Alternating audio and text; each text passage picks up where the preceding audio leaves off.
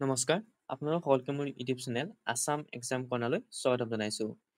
SLC 2026ত যিসকল ছাত্ৰ-ছাত্ৰী অৱতীৰ্ণ হ'ব, অৰ্থাৎ ফেব্ৰুৱাৰী মাহত যি এক্সাম হ'ব, যিসকল ছাত্ৰ-ছাত্ৰী অৱতীৰ্ণ হ'ব তেওঁলোকৰ কাৰণে ছায়েন্সৰ যি 50টাতকৈ অধিক কুৱেশ্যন হয়তো হ'ব। ইয়াৰ আপোনাৰ 50টাতকৈ অধিক কুৱেশ্যন অৰ্থাৎ 2 নম্বৰ 3 নম্বৰ যি কুৱেশ্যন আহে তাৰ কুৱেশ্যন কেইটামান লৈ আহিছোঁ। লগতে প্ৰথম কিছুমান কথা আপোনালোকক জনাই লওঁ, ইয়াত MCQ নহয়, অলপ যিখিনি আপোনাৰ দীঘলীয়া কুৱেশ্যন আহে তাৰ কুৱেশ্যনখিনি লৈ আহিছোঁ। তোমালোকে হয়তো গম পোৱা যে যি 2024 চনৰ পৰা যি কুৱেশ্যন পেপাৰ পেটাৰ্ণ আছিলে, অৰ্থাৎ পেটাৰ্ণটো চেঞ্জিং কৰা হৈছিলে। তোমালোকে পেটাৰ্ণ মানে গম পাইছে কেনেকুৱা ধৰণে কুৱেশ্যন আহে। তাত তোমালোকৰ 1ৰ পৰা 45লৈকে 1 নম্বৰ কুৱেশ্যন আছিলে আৰু 46ৰ পৰা যি বাকীখিনি কুৱেশ্যন আছিলে, বাকী 45টা সেইখিনি 2 নম্বৰীয়া বা 3 নম্বৰীয়া বা 5 নম্বৰীয়া আছিলে। তেনেকৈ আৰু ছায়েন্সৰ ক্ষেত্ৰতো ভাগ কৰি দিয়া হৈছিলে। তোমালোকে হয়তো জানা যে ছায়েন্সত 2024 আৰু 25 বৰ্ষত যেতিয়া কুৱেশ্যন পেপাৰখন এনালাইচিছ কৰিবা, তাৰ কুৱেশ্যন পেপাৰখন যেতিয়া চাবা, তেতিয়া তোমালোকে দেখিবা যে যি 46ৰ পৰা কুৱেশ্যন আছে, 47, 48 তেনেকৈ সেই কুৱেশ্যনবিলাক 2 নম্বৰীয়া আৰু 3 নম্বৰীয়া। অৰ্থাৎ আগতে কি আছিলে, তোমালোকৰ যি কুৱেশ্যন আছিলে সেই কুৱেশ্যনবিলাক যি আগৰ 22-23 বিলাকত যেতিয়া কুৱেশ্যন পেপাৰখন আহিছিলে, তাত তোমালোকৰ 2, 3লৈকে 5লৈকে কুৱেশ্যন, অৰ্থাৎ 5 নম্বৰীয়ালৈকে কুৱেশ্যন আছিলে। কিন্তু 2024 চনৰ পৰা সেই 5 নম্বৰীয়া আৰু 4 নম্বৰীয়া কুৱেশ্যনটো উঠাই দিয়া হ'ল। তোমালোকৰ যে বাকী যি 45টা কুৱেশ্যন আহে, সেই 45টা 3 নম্বৰীয়া নহয়তো 2 নম্বৰীয়া কুৱেশ্যন দিয়ে। সেইকাৰণে তোমালোকে যেতিয়া এক্সাম প্ৰিপেৰেশ্যন কৰিছা তাৰ কাৰণে তোমালোকে যি দীঘল কুৱেশ্যন আছে, সেই কুৱেশ্যনবিলাক ছায়েন্সৰ ক্ষেত্ৰত নপঢ়িলেও হয়। ইয়াৰ কাৰণে তোমালোকে যিবোৰ 2 নম্বৰীয়া কুৱেশ্যন আছে বা যিবোৰ 3 নম্বৰীয়া কুৱেশ্যন আছে, সেই কুৱেশ্যনবোৰ পঢ়িলে হৈ যাব। কাৰণ যিহেতু পেটাৰ্ণটো চেঞ্জিং কৰিছে, সেইকাৰণে তোমালোকে 5 নম্বৰীয়া বা যি 4 নম্বৰীয়া কুৱেশ্যন আছে সেইখিনি পঢ়িব নালাগে। ইয়াত তোমালোকে 2025ৰ যিখন কুৱেশ্যন পেপাৰ আছে, যদি ভালদৰে চোৱা, ইয়াত 46ৰ পৰা যদি ভালদৰে চোৱা, ইয়াত তোমালোকৰ চব 2 নম্বৰ কুৱেশ্যন আহিছে। ইয়াত তোমালোকে যেতিয়া পেটাৰ্ণটো ফ'ল' কৰিবা, ইয়াত তুমি চাবা, ইয়াত যেতিয়া সন্তুলিত ৰাসায়নিক সমীকৰণ আহে প্ৰথম দুটাত, তেতিয়া তোমালোকে ইয়াত কি কৰিব লাগে, সন্তুলন কৰিব লাগে। এইবিলাক সন্তুলন কৰিব লাগে।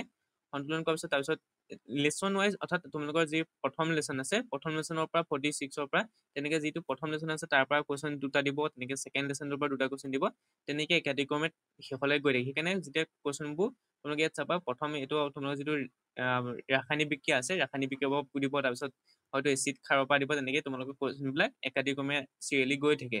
সেইকাৰণে তোমালোকে কুৱেশ্যনবিলাক তেনেকৈ চাব লাগিব। ইয়াত তোমালোকে প্ৰথম লেচনটোৰ পৰা এনেকৈ ৰাসায়নিক বিক্ৰিয়াবোৰ সমীকৰণৰ যি সন্তুলিত কৰা আছে সেইবিলাক চাব পাৰা, বা জাৰণ বিজাৰণ কেনেকৈ হয় সেইবিলাক চাব পাৰা, বা ৰেডক্স বিক্ৰিয়াবিলাক চাব পাৰা। তেনেকুৱা ধৰণৰ কুৱেশ্যনবিলাক তোমালোকে চাব পাৰা। তেনেকৈ এচিডৰ যি লেচনটো আছে, এচিডৰ তোমালোকে 2 নম্বৰীয়া কুৱেশ্যনবোৰ চাব লাগিব।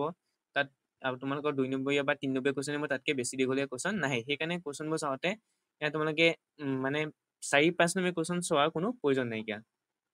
তেনেকৈ ইয়াত কেঁচা গাখীৰ pH 6 এইটো এচিডৰ কুৱেশ্যন আহিছে। তেনেকৈ প্ৰশমন বিক্ৰিয়া কি, এইটো এচিডৰ কুৱেশ্যন। ইলেক্ট্ৰন স্থানান্তৰত তোমাৰ ইলেক্ট্ৰনৰ কুৱেশ্যন আহিছে, গতিকে এইবিলাক 2 নম্বৰীয়া কুৱেশ্যন। সেইকাৰণে তোমালোকে প্ৰত্যেকটো লেচনৰ পৰা যিবোৰ 2 নম্বৰীয়া কুৱেশ্যন আছে, সেই কুৱেশ্যনবোৰ ভালদৰে বাচিব লাগিব। বাচাৰ পিছত তোমালোকে সেইবিলাক কুৱেশ্যন পঢ়িব লাগিব। গতিকে ইয়াত আৰু এটা কথা আছে, 2023 বা 24 হওক কুৱেশ্যন যি পেপাৰ নহয়, ইয়াত এটা বস্তু তোমালোকক সঘনাই দেখা গৈছে, সেইটো হৈছে কি, মানে কাক বোলে, তেনেকুৱা শব্দ দেখা গৈছে।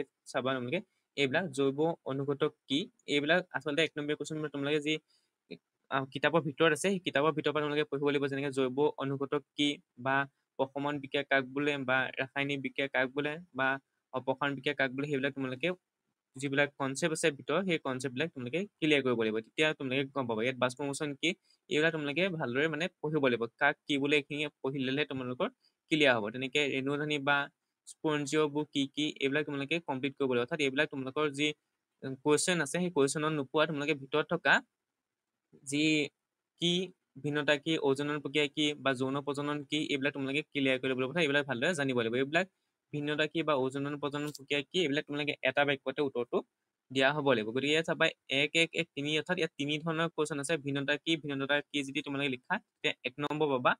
তাৰপৰা অজনন প্ৰজননকে যৌন প্ৰজননৰ অধিক জীৱনক্ষম ভিন্নতাৰ জীৱ প্ৰজাতি কেনেদৰে সৃষ্টি হয়, সেইটো কাৰণে তুমি 1 নম্বৰ পাবা।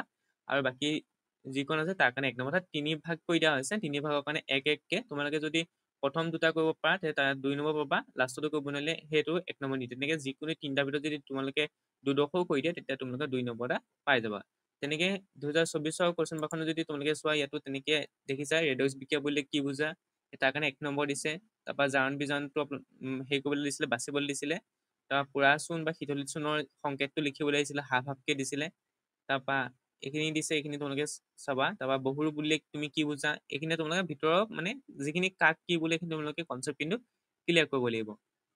বা এমালগাম কি, এইখিনি থাৰ্মিট বিক্ৰিয়া কি, কাৰ্যকৰী নিউক্লিয় আধান কি, এইবিলাক তোমালোকে ক্লিয়াৰ কৰিলেহে গম পাবা। নহ'লে এইবিলাকৰ কি হ'ব, তোমালোকৰ এইবিলাকৰ কাৰণে 1 নম্বৰ নহ'লে গুচি যাব। গতিকে সেইবিলাক তোমালোকে তেনেকৈ কুৱেশ্যন পেপাৰবোৰ চাব লাগিব। 2024 পৰা যিহেতু চেঞ্জিং কৰা হ'ল, গতিকে তোমালোকে যেতিয়া কুৱেশ্যন পেপাৰখন বা যেতিয়া প্ৰিপেৰেশ্যন চলাইছে, গতিকে তাৰ কাৰণে তোমালোকে 2 নম্বৰীয়া 3 নম্বৰীয়া কুৱেশ্যনহে চাব লাগিব। 5 নম্বৰীয়া 4 নম্বৰীয়া কুৱেশ্যন চোৱাটো কোনো প্ৰয়োজন নাই। তাৰপিছত ইয়াতে আৰু এটা লাষ্টত দেখা গ'ল যে যি পোহৰৰ প্ৰতিফলন আছিলে, তাৰ পৰা সাধাৰণতে আগতে এটা 5 নম্বৰীয়া কুৱেশ্যন আহিছিলে, এটা মেথছৰ কুৱেশ্যন আহিছিলে পোহৰৰ প্ৰতিফলন পৰা, সেই মেথছৰ কুৱেশ্যনটো কৰিব লাগে। কিন্তু 24 আৰু 25 কুৱেশ্যন পেপাৰখন দেখিলোঁ যে সেই কুৱেশ্যনটো নাই, অৰ্থাৎ মেথছৰ পোহৰৰ প্ৰতিফলনৰ যিটো মেইন কুৱেশ্যন, সেই মেইন কুৱেশ্যনটো নাই। অৰ্থাৎ এটা তোমালোকৰ হয়তো ভি উলিয়াব দিয়ে বা ইউ উলিয়াব দিয়ে বা ফকাছ দূৰত্ব উলিয়াব দিয়ে, সেইবিলাক নাইকিয়া। কিন্তু তোমালোকৰ কাছৰ প্ৰতিসৰণাংক বা সেইকেইটা আছে, কিন্তু বাকী যি মেথছৰ পোহৰৰ প্ৰতিফলনৰ কুৱেশ্যনটো আছিলে, সেই কুৱেশ্যনটো তোমালোকৰ নাই। কিন্তু যি তোমালোকৰ বিভৱ বেদ অৰ্থাৎ বৈদ্যুতিক যিটো লেচন আছে তোমাৰ বিদ্যুৎ প্ৰবাহৰ, সেই বিদ্যুৎ প্ৰবাহৰ পৰা কিন্তু কুৱেশ্যন অহা দেখা গৈছে। গতিকে বিদ্যুৎ প্ৰবাহৰ পৰা এইখিনি তোমালোকে চাবা, যিখিনি অংক আছে সেই অংকখিনি তোমালোকে কৰিবলৈ দিছে। যিহেতু বিদ্যুৎ প্ৰবাহৰ অংকবিলাক দীঘল নহয়, সেইকাৰণে তোমালোকে কুৱেশ্যনখিনি দি দিয়া হৈছে। গতিকে বিদ্যুৎ প্ৰবাহৰ অংকখিনি তোমালোকে চাব লাগিব। তাৰপিছত প্ৰতিসৰণাংক অংককেইটা চাব, যিকেইটা চুটি চুটি অংক, সেই অংকবিলাক তোমালোকে চাব লাগিব। 5 নম্বৰ কুৱেশ্যনৰ কাৰণে কিন্তু যি পোহৰৰ প্ৰতিফলনৰ যিকেইটা কুৱেশ্যন আছিলে, সেই কুৱেশ্যন কিন্তু 24 আৰু 25 বৰ্ষত দেখা পোৱা নাই। তেনেকৈ তাৰমানে ছায়েন্সৰ কুৱেশ্যন, ছায়েন্সৰ হৈছে 2023 চনতো তেনেকেই তোমালোকে 23 চনৰ বা 22 চনৰ বা 21 চনৰ সেই কুৱেশ্যন পেপাৰবিলাক চাবা, যিবিলাক 2 নম্বৰ বা 3 নম্বৰ কুৱেশ্যন আছিলে, সেই কুৱেশ্যনবিলাক তোমালোকে এনালিচিছ কৰিব বা সেইবিলাক ঘৰতে কৰিব লাগিব। ব্লিচিং পাউডাৰ প্ৰস্তুতকৰণৰ পদ্ধতি লিখা এইবিলাক আহিছিলে, গতিকে সেইবিলাক তোমালোকে ঘৰতে কৰিবা। কাৰণ যিহেতু 2 নম্বৰ 3 নম্বৰ কুৱেশ্যন আহিব, গতিকে আগৰ কুৱেশ্যন পেপাৰবিলাকৰ যিবিলাক 2 নম্বৰ 3 নম্বৰ কুৱেশ্যন আছিলে, সেইবিলাক ঘৰতে লিখি লৈ পেলাই তোমালোকে কমপ্লিট কৰা। তাৰপিছত আহিলে এতিয়া তোমালোকক কেইটামান, অৰ্থাৎ এইখিনি তোমালোকে এইটো গম পালা, গতিকে মই এইখিনি এবাৰ তোমালোকক কৈ দিম কি কি কুৱেশ্যন। হয়তো যে কুৱেশ্যন পেপাৰখন আছে, গতিকে মই এইখিনি নকওঁ। ইয়াত তোমালোকৰ যিখন কিতাপ আছে, কিতাপত থকা অনুসৰণ থকা প্ৰশ্নবিলাক চাবা। ইয়াত আপোনালোকৰ লো গজাল এটা দুবাৰ ৰাখিলে কপাহ চাপে দুবাৰ এটা ৰঙৰ পৰিৱৰ্তন কিয় ঘটে, এইটো তোমালোকৰ হয়তো 2 নম্বৰ কাৰণে আহিব পাৰে।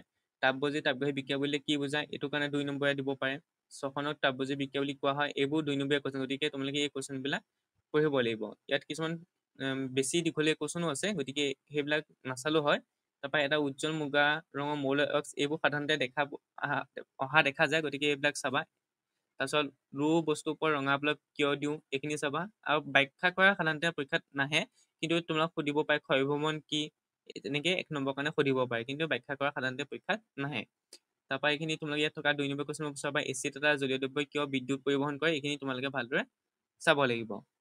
তাৰপিছত আহিলে এচিডৰ দ্ৰব্য এটা লঘুকতে হাইড্ৰনিয়াম আয়নৰ গাঢ়তা কেতিয়াবা পৰিৱৰ্তন ঘটে। তাৰপৰা এ বি এনেকুৱা ধৰণৰ এচিডৰ কুৱেশ্যন অহা দেখা যায়। তোমাৰ 3টা দ্ৰব্য দি দিব, তাত pH মান দি দিয়া থাকিব, কোনটো আমলি কোনটো ক্ষাৰকীয় এইটো সোধা দেখা যায়। গতিকে এইবিলাক তোমালোকে চাবা কুৱেশ্যন। তাৰপিছত আহিলে এইখিনি আহে নাম, সাধাৰণ নামটো কি, বা ব্লিচিং পাউডাৰৰ যিটো সংকেত আছে সেইটো লিখিবলৈও আহে, গতিকে এইখিনি তোমালোকে চাবা। প্লাষ্টাৰ অফ পেৰিছৰ পানীৰ মাজত বিক্ৰিয়াটো খাবলৈ আহে, সেইটো কাৰণে তোমালোকৰ হয়তো 2 নম্বৰ দিব পাৰে।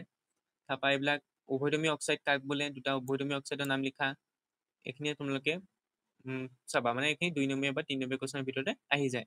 লোড মামুৱাই ধৰা ৰোধ কৰিবলৈ 2টা উপায় বৰ্ণনা কৰা, এইটো তোমালোকৰ 2 নম্বৰ কুৱেশ্যনৰ কাৰণে আহিব পাৰে। তেনেকৈ কাৰণ দৰ্শোৱাবোৰ আহিব পাৰে নাহিব পাৰে, কিন্তু 2 নম্বৰ কুৱেশ্যনৰ কাৰণে হয়তো এইবোৰ আহিবও পাৰে। কাৰণ দৰ্শোৱাবিলাক ডাইৰেক্ট কুৱেশ্যন দি দিব পাৰে।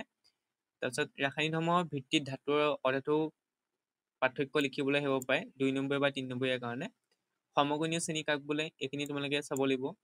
তাৰপিছত আহিলে তোমালোকৰ এইখিনি হাইড্ৰজেনেশ্যন মানে কি, এইবোৰ মই কৈছোঁ যে 1 নম্বৰ কুৱেশ্যনবোৰ সাধাৰণতে কাক কি বোলে, এইখিনি সাধাৰণতে পৰীক্ষাত সোধা দেখা যায়, গতিকে তুমি এইবিলাক কনচেপ্ট ক্লিয়াৰ কৰিব লাগিব। তাৰপিছত এইখিনি মানুহৰ পৰিবহণতন্ত্ৰৰ মুখ্য ভাগ কেইটা কি কি, এই সাধাৰণতে দীঘল কুৱেশ্যন, ইয়াতো হয়তো আহিব পাৰে নাহিব পাৰে, কিন্তু চাবা।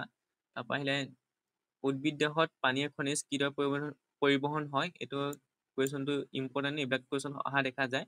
বা যি উদ্ভিদ দেহত থকা হৰমন আছে, সেই হৰমনবোৰ বিষয়ে সোধা দেখা যায়।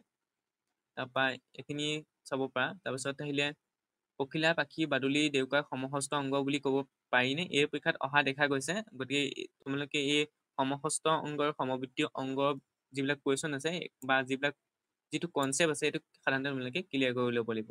তাৰপৰা অৱদলপনৰ মুখ্য প্ৰকাশৰ সংজ্ঞা দিয়াটো 1 নম্বৰ কাৰণে সুধিব পাৰে। এইটো সুধিব পাৰে গোলাকাৰপূৰ্ণ ভাঁজ ব্যাসাৰ্ধ 20 চেণ্টিমিটাৰ, ইয়াৰ প্ৰকাশ দৈৰ্ঘ্য কিমান? এইটো সুধিব পাৰে। এখন দাপোনৰ নাম কয় যিখনে থিয় বিবৰ্তিত প্ৰতিবিম্ব গঠন কৰে বা গাড়ীৰ পিছফালে চোৱা দাপোন হিচাপে উত্তল দাপোন কিয় পচন্দ কৰা হয়? এইটো সাধাৰণতে পৰীক্ষাত দেখা যায়। তোমালোকে যদি আগৰ কুৱেশ্যন পেপাৰবোৰ চোৱা তেতিয়াহ'লে এই কুৱেশ্যনটো দেখিবাই।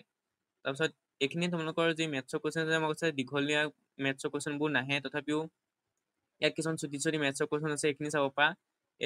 এইটো অহা দেখা যায় পৰীক্ষাত, গতিকে এইখিনি চাব পাৰা। এই দুটাই আহি গৈছে পৰীক্ষাত 16, 17, গতিকে এইখিনি চাব পাৰা। তাৰপিছত সাধাৰণ চকু এইটোও চাব পাৰা। তাৰপিছত এইকেইটা তোমালোকৰ যোৱা বছৰ এটা আহিছে, ৰাতিপুৱা সূৰ্য ৰঙচুৱা কিয় দেখি। এইকেইটা কুৱেশ্যন 10, 11, 12, 13, কিন্তু এইকেইটা ভালদৰে মনত ৰাখিবা। যিকোনো এটা পৰীক্ষা তোমালোকৰ আহিবই। তৰাই টিবিআই কিয়, গ্ৰহে টিবিআই নাথাকে কিয়, ৰাতিপুৱা সূৰ্য ৰঙচুৱা কিয় দেখি। এই 4টা কুৱেশ্যন তোমালোকৰ যিকোনো এটা কুৱেশ্যন কিন্তু পৰীক্ষাত আহিবই। ইয়াত মানে পৰীক্ষাত দিয়ে এই 4টাৰ ভিতৰত এটা পৰীক্ষা আহে। যোৱা বছৰ এইটো আহিছিলে 13 নম্বৰটো হয়তো মহাকাশী এজনে নে ৰাতিপুৱা সূৰ্য ৰঙচুৱা দেখি। তোমাক কুৱেশ্যন পেপাৰখন দেখিলে গম পাবা।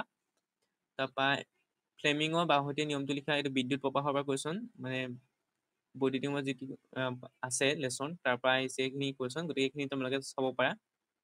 ইয়াত তোমালোকৰ এইখিনি মূল নীতিটো কি, বৈদ্যুতিক মটৰৰ মূল নীতিটো কি, এইখিনি আহিব পাৰে। ইয়াৰ ভিতৰৰ কুৱেশ্যন বেছিকৈ দেখা যায়, গতিকে যিবিলাক সূত্ৰ আছে, ওমৰ সূত্ৰ হওক বা যি সূত্ৰ আছে সূত্ৰবিলাক মনত ৰাখিলে হৈ যাব। তাৰপিছত চম্বুক ক্ষেত্ৰ উৎপন্ন কৰা 2টা পদ্ধতি উল্লেখ কৰা, এইটো চাব পাৰা।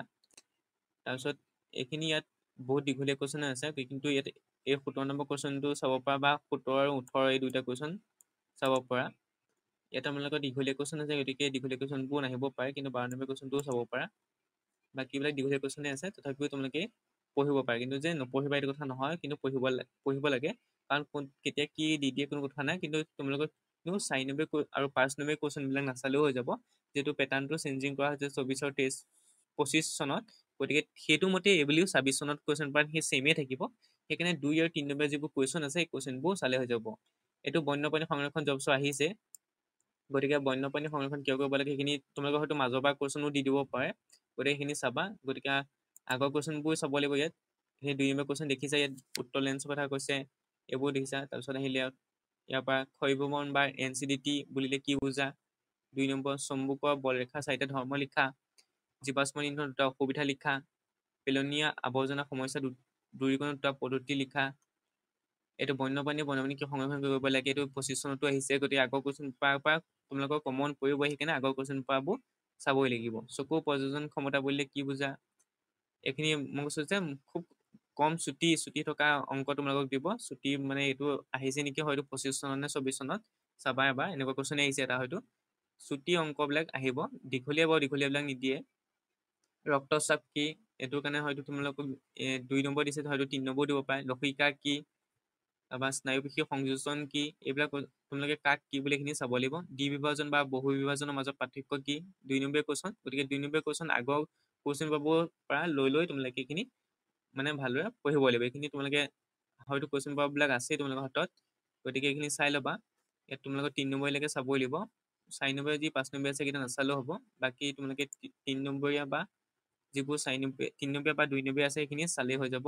সৌৰকোষ ফলক কি, সৌৰকোষ ব্যৱহাৰৰ সুবিধাসমূহ কি কি, এইবিলাক বহুৰূপ কি, কাৰ্বনৰ বহুৰূপ দুটা নাম লিখা, এইবোৰ 2 নম্বৰ কুৱেশ্যন। এইখিনিয়ে তোমালোকে চালে হৈ যাব। গতিকে আগৰ যি কুৱেশ্যন পেপাৰ আছে 5 বছৰ, মিনিমাম 5 বছৰ তোমালোকে ষ্টাডি কৰিব লাগিব আগৰ কুৱেশ্যন পেপাৰ। ধৰি লওক 19, 20, 21, 22, 23, 24 এই কুৱেশ্যনখন তোমালোকে ষ্টাডি কৰিবা। তাৰ পৰা তোমালোকৰ যি 26 চনৰ SLC এক্সাম আছে ছায়েন্সৰ ক্ষেত্ৰত বহুতখিনি কমন পৰিব। এইটো মই ক'ব পাৰোঁ যে কমন তোমালোকৰ আগৰ কুৱেশ্যন পেপাৰৰ পৰা আহিবই। গতিকে যি 45টা MCQ আছে সেইকেইটাতো তোমালোকে কৰিবতো লাগিবই। তাৰপিছত লগতে ইয়াৰ বাকী 45টাও কিন্তু তোমালোকে আনচাৰ কৰিব লাগিব, তেতিয়াহে এটা ভাল নম্বৰ পাবা। গতিকে আগৰ কুৱেশ্যন পেপাৰ এনালাইচিছ কৰা, তেতিয়া তোমালোকৰ এটা ভাল নম্বৰ উঠোৱাত সহজ হৈ পৰিব। গতিকে এইখিনি তোমালোকক মই জনাই দিলোঁ। গতিকে যদি ভিডিঅ'টো চাই উপকৃত হ'লে লাইক, কমেণ্ট, শ্বেয়াৰ কৰিবা, লগতে চেনেলটো ছাবস্ক্ৰাইব কৰি দিবা। Thank U.